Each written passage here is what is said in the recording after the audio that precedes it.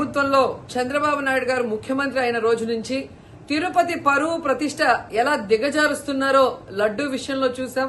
మొన్న మనుషులు చనిపోయిన విషయం మనం చూసాం.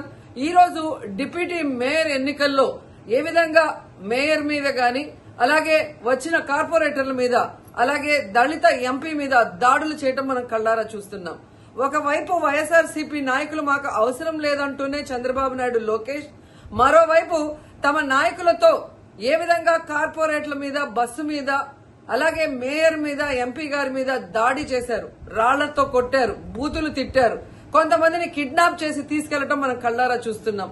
ఇవన్నీ కూడా పోలీసులు చూస్తుండగానే వాళ్ళ ప్రేక్షక పాత్ర వహించినప్పుడే జరగటం అనేది ఈ రాష్ట్రంలో లా అండ్ ఆర్డర్ ఎంత ఘోరంగా ఫెయిల్యూర్ అయిందో మనకు అర్థమవుతుంది.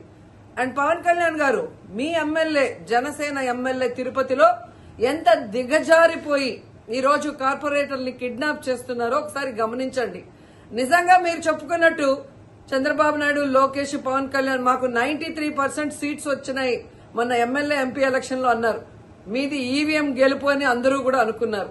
అదే నిజం అనేది ఇక్కడ మళ్లీ ప్రూవ్ అయింది. ఎందుకంటే నిజంగా ప్రజల ఓట్లతో మీరు 93% సీట్లు సంపాదించుంటే ఈ రోజు ఒక డిప్యూటీ మేయర్ పోస్ట్ కి ఇంత రాద్ధాంతం చేసి ఈ విధంగా రౌడీజం, గుండాయిజం చేసి కిడ్నాప్ చేయాల్సిన అవసరం ఉందా అని నేను అడుగుతున్నా.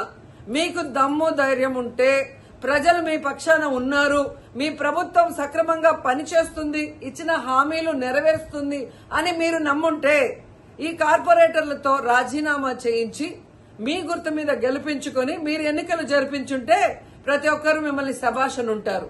కానీ ఇక్కడ జరిగే ఒక డిప్యూటీ మేయర్ ఎన్నికలకే ఈ విధంగా ఒక మహిళని చూడకుండా మేయర్ ని ఏ విధంగా హ్యూమిలేట్ చేస్తున్నారు, ఆమె మీద దాడి చేస్తున్నారు, అలాగే ఒక దళిత ఎంపీ గురుమూర్తి గారి మీద ఎలా బూతులతో తిట్టి దాడి చేస్తున్నారో టీవీలో అందరూ గమనిస్తున్నారు. సో మీరు ఫెయిల్యూర్ అయ్యారు. ఈ 7 నెలల కాలంలో ప్రజలు మిమ్మల్ని అసహించుకుంటున్నారన్న విషయం తెలిసి ఇలా దిగజారుడు రాజకీయాలు, రౌడీ రాజకీయాలు చేయాలనుకోవటం నిజం కాదా నేను అడుగుతున్నా.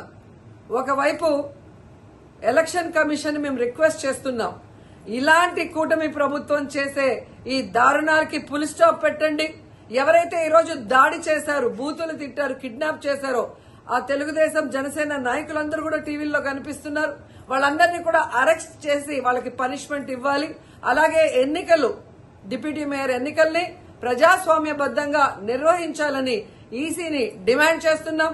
అలాగే చంద్రబాబు నాయుడు, లోకేష్, పవన్ కళ్యాణ్ కి తెలియజేసుకుంటున్నాం, మీకు ప్రజల పక్షాన నిలబడి ప్రజలకి మంచి చేశాము అన్న నమ్మకం ఉంటే మీకోసం ఎవరైనా వస్తే వాళ్ళతో రాజీనామా చేయించి మీ పార్టీ గుర్తు మీద మీరు ఎన్నికలకి వెళ్ళండి. 3 పార్టీలు ఉన్నాయిగా, బీజేపీ, తెలుగుదేశం, జనసేన.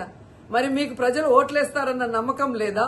లేదా ప్రజాబద్దంగా గెలిచిన కార్పొరేటర్లతో మీరు రిజైన్ చేయిస్తే వాళ్ళు గెలుస్తారన్న నమ్మకం లేదా అని ప్రశ్నిస్తున్నాను.